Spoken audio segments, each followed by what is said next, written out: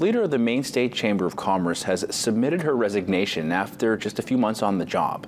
Julia Munzie of Bangor was named the new president and CEO in February and took over the role a month later. She replaced Dana Connors, who retired after nearly 30 years leading the chamber. The chamber says Munzie's decision to resign is due to personal and family reasons. Her last day will be June 30th.